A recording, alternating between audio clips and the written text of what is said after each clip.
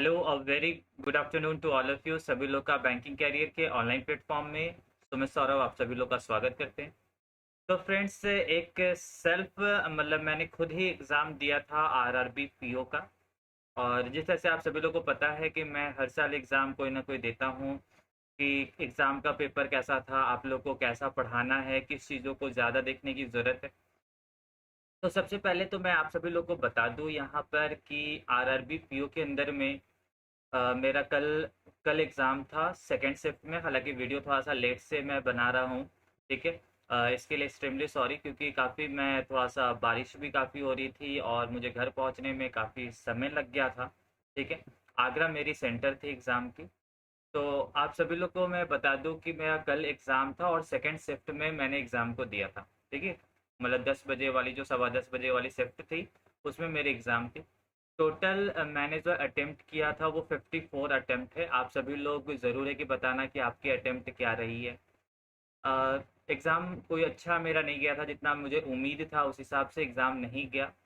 नहीं पता टाइम की प्रॉब्लम कहाँ से आ गई थी, टाइम इशू काफ़ी थे। और या तो फिर मेरा सेक्शन जो मैंने चूज़ किया था वो शायद मैंने गलत चूज़ कर लिया था, आई थिंक ऐसा भी हो सकता है।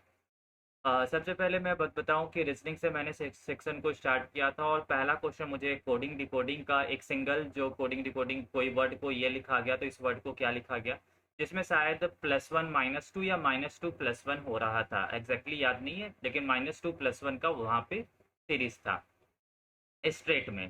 बिल्कुल आसान था, कोई दिक्कत नहीं। सेकंड क्वेश्चन जैसे ही मैंने मूव किया तो मुझे मिल गया वहाँ पे एक डिजिट लिखे थे, नंबर लिखी गई थी। नंबर में ऑड में +2 या -3 करना था, इवन में +2 या -3 करना था। लेफ्ट से फिफ्थ और राइट से फिफ्थ को प्रोडक्ट बताना था, मल्टीप्लिकेशन मतलब मल्टीप्लाई करने के बाद क्या रिजल्ट आता, उसका आई थिंक आंसर 9 होता, ठीक है। आप सभी लोग जो लोग भी एग्जाम दिए थे जरूर है कि बताना 9 आंसर आया था या नहीं आया था। हुआ क्या फ्रेंड्स, पूरे ढंग से एग्जाम के अंदर में मैंने जो फील किया, सबसे पहला चीज मैं ना, मेरा जो अप्रोच होता है क्वेश्चन को बनाने का वो सबसे पहले मैं मैथ के सेक्शन को बनाता हूँ, लेकिन यहाँ पर नहीं पता बाय डिफॉल्ट रीजनिंग से स्टार्ट हुआ और मुझे रीजनिंग में पहला क्वेश्चन देखने के बाद मैं वहीं से शुरुआत कर दिया क्वेश्चन को बनाना, ठीक है। तो अब पहले तो मैं आप लोगों को बता दूं कि टोटल कितने कितने क्वेश्चन थे, कहाँ कहाँ से क्वेश्चन पूछे गए थे। सबसे पहला चीज़ कि कोडिंग डिकोडिंग से टोटल 6 क्वेश्चन था।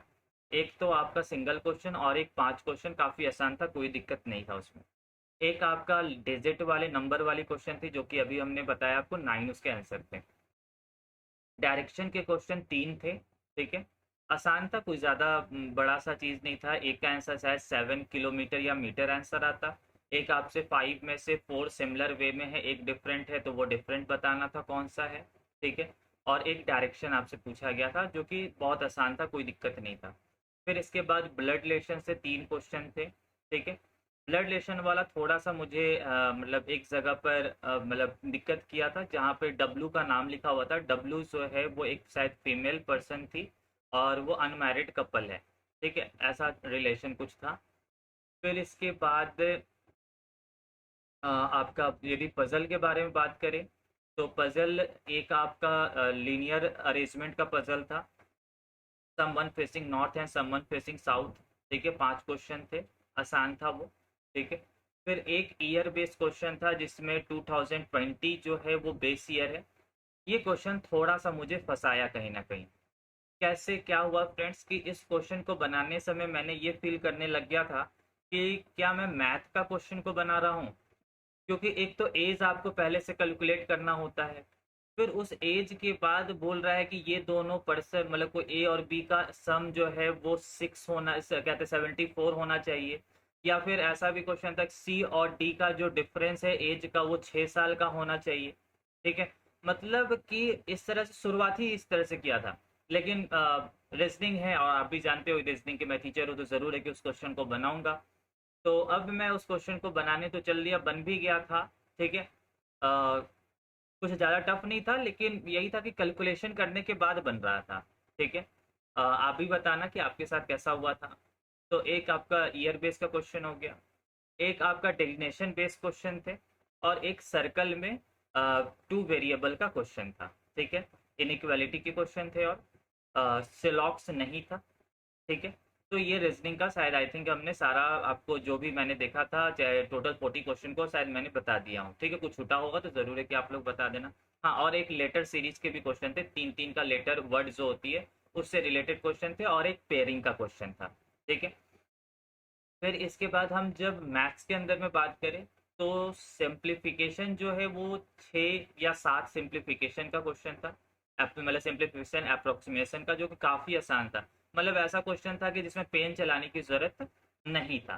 ठीक है, फिर इसके बाद क्वाड्रेटिक इक्वेशन था, वो भी इजी था, लेकिन थोड़ा सा मतलब जिस तरह से 1 तारीख वाले लोग जो एग्ज़ाम दे करके आए थे उसके कंपेयर में थोड़ा सा मुझे मतलब एवरेज दिखा। ठीक है, मतलब इसमें आपका ए का पावर मतलब एक्स एक्स एक्स स्क्वायर के पास आपके पास बड़े बड़े नंबर लिखे गए थे, 10, 9, 7 ऐसा लिखा गया था, लेकिन ठीक था ओवरऑल। तो ये भी आपके 5 से 6 क्वेश्चन यहाँ से भी पूछे गए थे। ठीक है, नंबर सीरीज रॉन्ग सीरीज नहीं था। एक डीआई था जो कि मतलब A B C D E थे, उसकी कुछ वैल्यू दी गई थी, एग्जैक्टली याद नहीं आ रहा है कि किस चीज़ों पे वैल्यू था। फिर एक परसेंटेज दिया था, मतलब कुछ काम वो जो कर रहा है उसको लेकर के, और एक नेगेटिव वाले चीज़ों को भी आपको निकालने की ज़रूरत है क्योंकि उसी के बेस में वो क्वेश्चन बन रहा था। अब मैंने इस क्वेश्चन को भी बना लिया। फिर इसके बाद एक आपका कैसलेट डीआई था, तो कैसलेट डीआई नहीं बनाए हम, वो 5 क्वेश्चन के थे। एक आपका फ्रूट बेस का एक टेबलर डीआई था, वो क्वेश्चन पूछे गए थे। फिर उसके बाद बाकी सारी चीज़ आपका अर्थमेटिक का था। अर्थमेटिक तो मैं बनाता नहीं हूँ, शायद ही कोई क्वेश्चन बनाता हूँ जो मुझे लगता है कि ये मेरे से बन पाएगा। ठीक है, बात क्या है कि फ्रेंड्स मैं मेरा अटेम्प्ट इस तरह का जाने के पीछे कारण क्या था कि मेरी चूज जो थी वो गलत हो गई।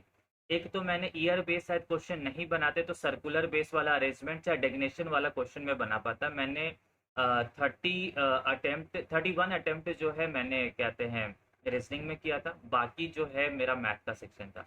मैथ में भी मैंने क्या गलती किया कि मुझे वो ए बी सी डी वाला जो डी आई था उसको नहीं बनाते तो बाकी के जो दो हैं, या फिर कैसलेट डी आई की बात करें या फिर टेबलर वाला जो फ्रूट वाला था, वो कहीं ना कहीं इससे इजी था, लेकिन मेरे पास टाइम नहीं बच पाया था।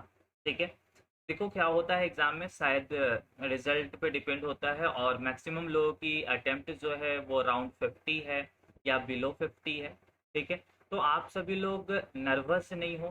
ठीक है, और दूसरा सबसे बड़ा चीज़ क्या है कि माउस वहाँ पर काफ़ी स्लो काम कर रहा था, ऐसा शायद आप लोग ने भी फील किया था।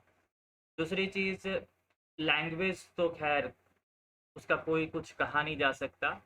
लैंग्वेज मतलब एक छोटी सी भी क्वेश्चन को इतना बड़ा दिखता है, जो मतलब मैंने फील किया, नहीं पता आपने फील किया कि नहीं किया, इतना बड़ा दिखता। ठीक है, तो ये मेरा फ्रेंड्स रिव्यू है आप सभी लोग। ठीक है, आप सभी लोग जो लोग भी 45 भी अटेम्प्ट करके जो लोग आए हैं, ऐसे तो आप लोग कमेंट करके ज़रूर है कि बताना आपकी अटेम्प्ट कितनी है और किस स्टेट से आप बिलोंग कर रहे हैं। ठीक है, किस स्टेट से यानी फॉर्म फिलअप किए। और मतलब मेरा जो कहना है कि 45 के राउंड में या फिर 45 से बिलो भी चले जाओ, 42, 43, 44, 45, वो लोग भी सेफ जोन में है यदि 100% एक्यूरेसी आप रखे होंगे तो।